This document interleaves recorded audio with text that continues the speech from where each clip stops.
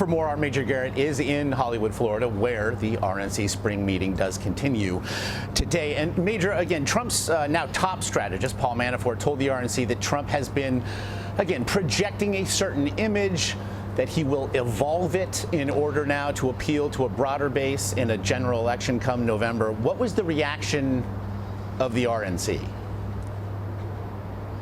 To take it in, to be receptive but not sold. Look, delegates here arrived a bit irked at Trump, to be honest, based on my conversations with many of them. Irked that he continues to rail against the party rules and tell the country that the whole system of creating a Republican nominee in its own right is rigged and unfair and needs to be changed. Look, the people who are here are party activists.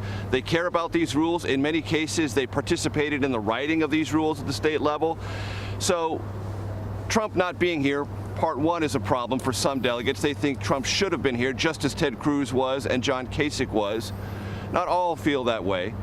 And so when Paul Manafort made his presentation last night, they were polite, receptive, but not convinced. There's a good deal of anxiety here about what the next 2 months are going to be, how aggressive this competition between Trump and Cruz is going to be. Will there be a contested convention in July in Cleveland? If there is, can the party leadership handle it? Does it have a plan? And I will tell you this, Josh, there's an undercurrent of anxiety about violence at the convention itself and among delegates who publicly pick sides between Cruz and Trump. The death threats are not common, but they have occurred in Colorado. There's some commentary about that in Indiana, and it's a conversation here. So there is a general sense of uneasiness, uncertainty. Political parties, large ones, like to know what's going to happen when they're 2 months away from a convention. This Republican Party doesn't.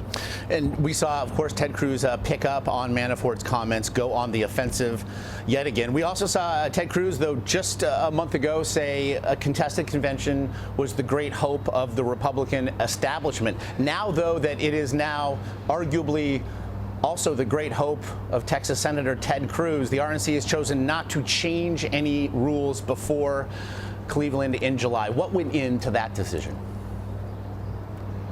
Okay, and I want to try to simplify this as best I can, because there was this entire conversation about were they going to change all these rules? What would it have affected on the floor as far as who could be nominated? Would it have made one faction, the Trump or Cruz faction, more powerful than the other?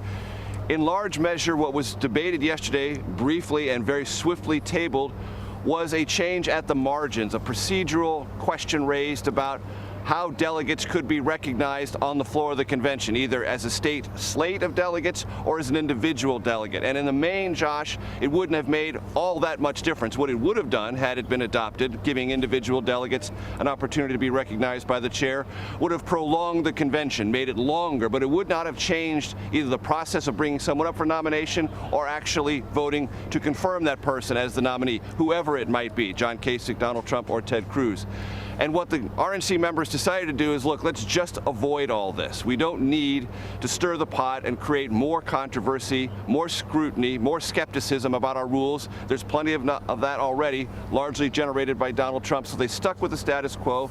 And the most fascinating part of that, Josh, is the Trump and Cruz factions were here.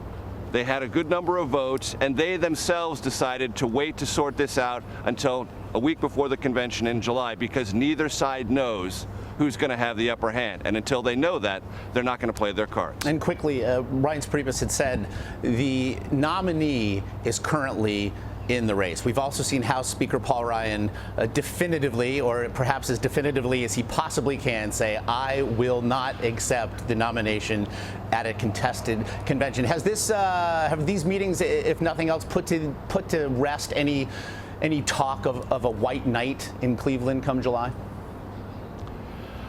I think they have solidified the party's mentality, at least with the delegate level and the upper echelons, that a white knight or somebody from the outside is not going to work, not going to play, not going to be what the delegates are going to accept. That it's either going to be Trump or Cruz, a small, very, very small possibility based on my conversations here of John Kasich. But really, these delegates are looking at a contest between Cruz and Trump, and they can do the math. They see Trump has the upper hand, and they're waiting to see if he can close the deal. In Hollywood, Florida, Major Garrett, thank you for your time.